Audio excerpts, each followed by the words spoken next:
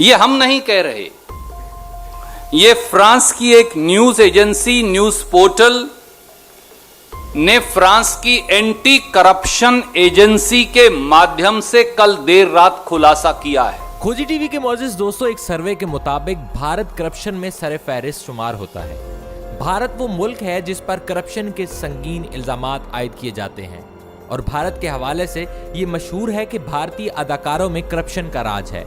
اس کی تصدیق حال ہی میں منظر عام پر آنے والی ایک رپورٹ سے بھی ہوتی ہے، اور یہ رپورٹ نہ تو کسی پاکستانی ادارے نے تیار کی اور نہ ہی خود بھارتی مبصرین کی تیار کردہ ہے، بلکہ یہ رپورٹ بدعنوانی کا جائزہ لینے والے عالمی ادارے ٹرانسپیرنسی انٹرنیشنل نے پیش کی، جس میں بھارت کو ایشیا کا کرپٹ ترین ملک قرار دیا گیا۔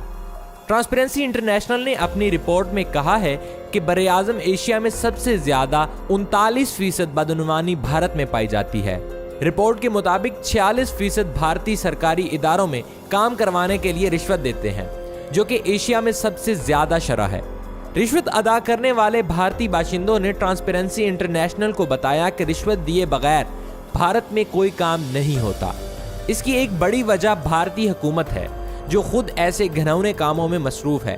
تجارت سے لے کر دفاعی میدان تک بھارت میں کرپشن کے چرچے عام ہیں، اور اب کی بار بھی ایک تازہ خبر سامنے آئی ہے جس نے بھارت کا مکروہ چہرہ دنیا بھر کے سامنے بے نقاب کر دیا ہے۔ اس کرپشن کا تعلق فرانس سے خریدے جانے والے بھارتی رافیل طیاروں سے ہے، اور اسے بھارتی دفاعی میدان کی بدترین کرپشن قرار دیا جا رہا ہے۔ حیران کن طور پر فرانسیسی اداروں نے ہی اس کی رپورٹ تیار کی، اور اب بھارت اور فرانس کے دفاعی تعلقات کشیدہ ہوتے معلوم ہو رہے ہیں۔ گزشتہ روز منظر عام پر آنے والی اس رپورٹ نے بھارت کے حکومتی عہدیداروں کے راز فاش کر کے رکھ دیے ہیں، اور اس کرپشن میں ملوث بھارتی وزراء کو سبکی کا سامنا کرنا پڑ رہا ہے، جبکہ مودی سرکار باقاعدہ طور پر اس میں برابر کی شریک ٹھہرائی جا رہی ہے۔ دوستو، اگر آپ کو یاد ہو تو بھارتی حکام کی جانب سے جب رافیل طیاروں کی خریداری کا اعلان کیا گیا تو اس کے چند روز بعد ہی بھارت کے چند دانشوروں نے اس بات کا انکشاف کیا تھا کہ اس ڈیل میں بڑی کرپشن کی گئی ہے۔ تاہم اس وقت بھی مودی سرکار کی جانب سے طاقت کے بل بوتے پر اس معاملے کو دبا دیا گیا تھا، لیکن اب فرانسیسی اداروں کی رپورٹس نے سارا کچا چٹھا کھول کر رکھ دیا ہے، اور بھارتی تجزیہ کاروں اور دفاعی اینالسٹ کی جانب سے لگائے جانے والے الزامات 100% درست ثابت ہو چکے ہیں۔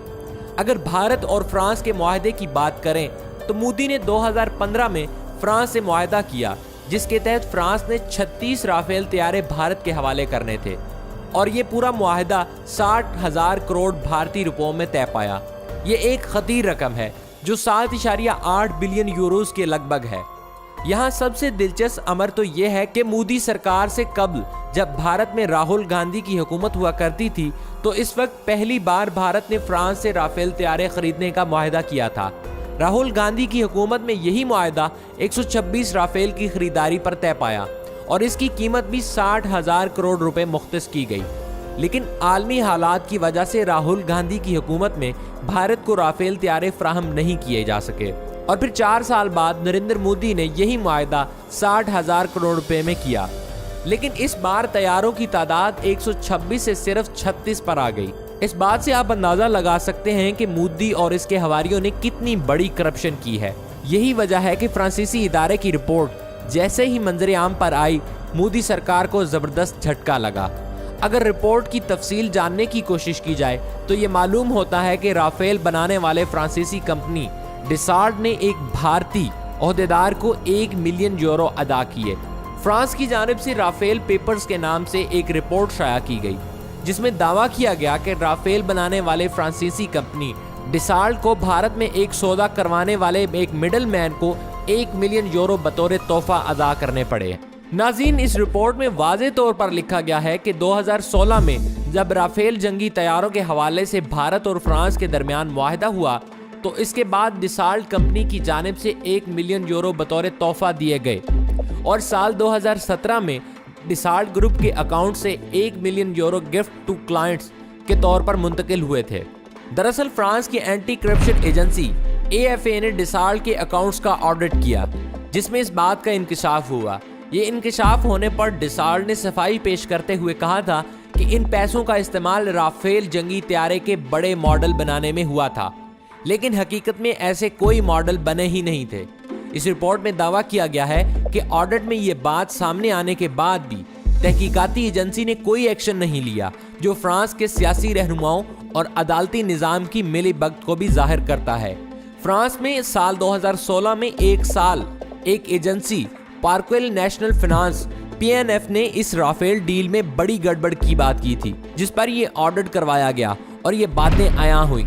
ऑडिट के दौरान लगने वाले इल्जामात का डिसाल्ट ग्रुप के पास कोई माकूल जवाब नहीं था और इसने ऑडिट एजेंसी के इल्जामात के जवाब भी नहीं दिए। साथ ही डिसाल्ट ये तक नहीं बता सका कि आखिर इसने ये तोहफे की इतनी बड़ी रकम किसे और क्यों दी थी। जिस हिंदुस्तानी कंपनी का नाम इस रिपोर्ट में लिया गया है, इसका पहले भी तनाज़ात से ताल्लुक रहा है। रिपोर्ट के मुताबिक कंपनी का मालिक पहले अगस्ता वेस्टलैंड घोटाले के केस में जेल भी जा चुका है। इलावा अजी इस रिपोर्ट के सामने आने के बाद भारत के साबिक मरकजी वजीर यशोवंत सिन्हा ने मोदी हुकूमत पर कड़ी तनकीद की है। ट्विटर पर अपने पैगाम में उन्होंने कहा है कि राफेल डील में बदउनवानी के हवाले से आखिरकार सच्चाई सामने आ ही गई।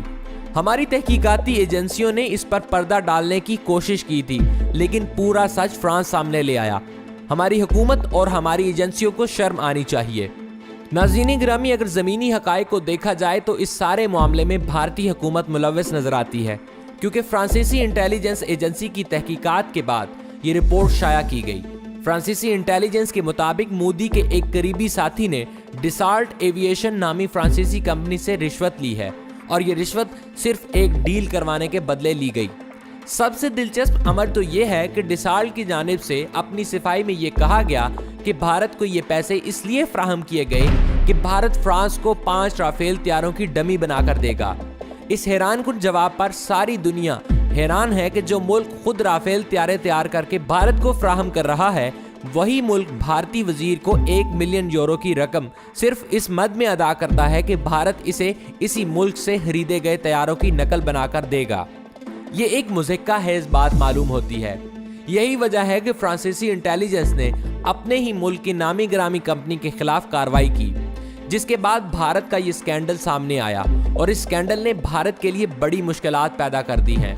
वो भारत जो दहशतगर्दी और करप्शन के इल्जामात के बाद FATF के निशाने पर है, अब एक बार फिर से फाइनेंशियल एक्शन टास्क फोर्स ने भारत की निगरानी शुरू कर दी है और 1 मिलियन यूरो की इस करप्शन के तमाम पहलुओं का जायजा लिया जा रहा है। और ऐन मुमकिन है कि भारत ग्रे लिस्ट से ब्लैक लिस्ट में चला जाए, क्योंकि भारत के बरक्स पाकिस्तान ने पिछले चंद माह से कई ऐसे इकदाम किए हैं जिन्होंने पाकिस्तान की पोजीशन को मजीद मुस्तहकम कर दिया है और पाकिस्तान की कारकर्दगी को भी आलमी इदारों ने मस्बत करार दिया है। अब देखना यह है कि इस बार भी आलमी इदारे भारत के साथ हमदर्दी जाहिर करते हैं या फिर हकीकी बुनियादों पर पाकिस्तान के हक में कोई फैसला आएगा। इस बारे में आपकी राय क्या कहती है, कमेंट बॉक्स में ज़रूर आगाह कीजिएगा। आज की वीडियो में इतना ही, मिलते हैं एक अगली वीडियो में। तब तक के लिए अपना और अपने प्यारों का ढेर सारा ख्याल रखिएगा। अल्लाह निगहबान।